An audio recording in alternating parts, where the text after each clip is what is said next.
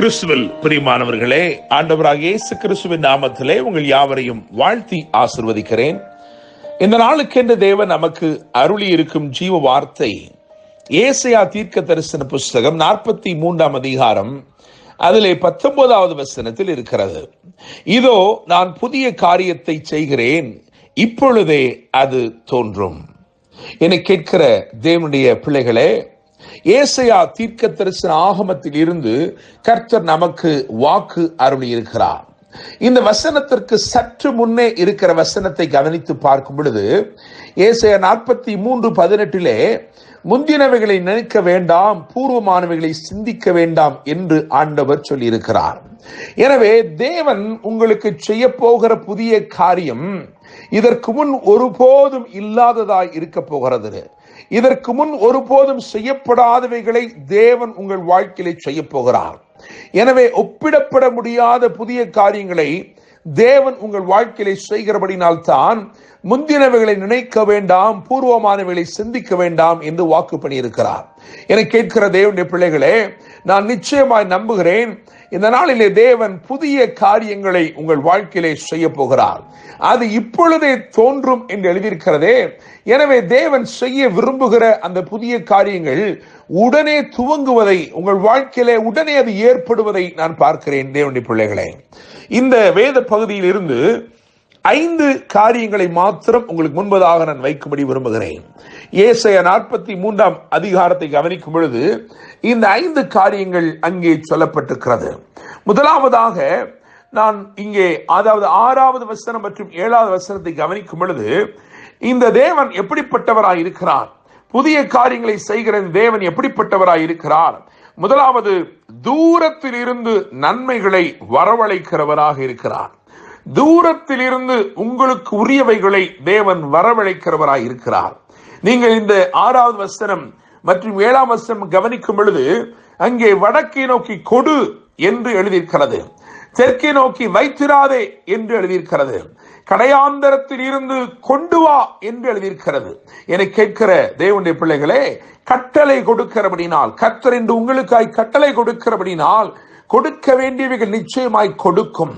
எவைகள் வைத்திருக்கிறதோ அவைகள் இனி வைத்திருக்க முடியாது, அவைகளை விட்டு கொடுக்கும். அதே போல கொண்டு வரப்பட வேண்டியவைகள் கொண்டு வரப்படும். தேவனுடைய பிள்ளைகளே, எனவே முதலாவதாக தூரத்தில் இருந்து நன்மைகளை வரவழைக்கிறவர் என்று சொல்ல விரும்புகிறேன். இரண்டாவதாக 13ஆம் வசனத்தை கவனிக்கும் பொழுது அங்கே தடுக்க கூடாதபடி கிரியை செய்கிறவர்.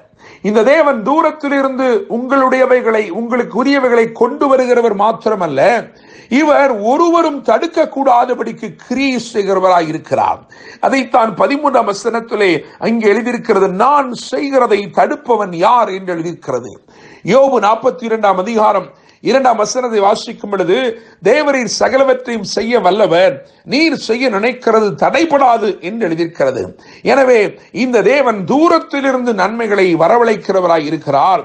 இவர் தடுக்க கூடாதபடி கிரியை செய்கிறவராய் இருக்கிறார். மூன்றாவதாக 16வது வசனத்தை கவனிக்கும் பொழுது அங்கே திரண்ட தண்ணீர்களிலே பாதையை உண்டு பண்ணுகிறவர். என கேட்கிற தேவனுடைய பிள்ளைகளே, இந்த நாளிலும் தேவன் உங்களுக்காய் சில ராஜரிக பாதைகளை திறக்க போகிறார். நினைத்திராத விதத்திலே இங்கே ஒரு பாதை உண்டாகுமோ, இந்த இடத்திலே யாராகிலும் ஒரு பாதை திறக்க கூடுமோ என்று நாம் நினைத்து பார்க்க முடியாத இடங்களிலே தேவன் ராஜரிகமான பாதைகளை உங்களுக்காக திறக்க போகிறார்.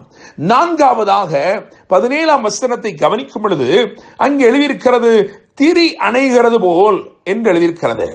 பின்தொடருகிற தீமைகளை, உங்களை பின்தொடருகிற துன்பங்களை, உங்களுக்கு தீங்கு விளைவிக்க முகாந்தரம் தேடுகிறவைகளை இன்றைக்கு தேவன் ஒரு திரியை அணைத்து போடுவது போல அணைத்து போட போகிறார். என கேட்கிற தேவனுடைய பிள்ளைகளே, நம்முடைய சுவாச காற்றை அனுப்புவதன் மூலமாக திரி அணைகிறது போல் தீமைகள் இன்றைக்கு அணைந்து போகிறது.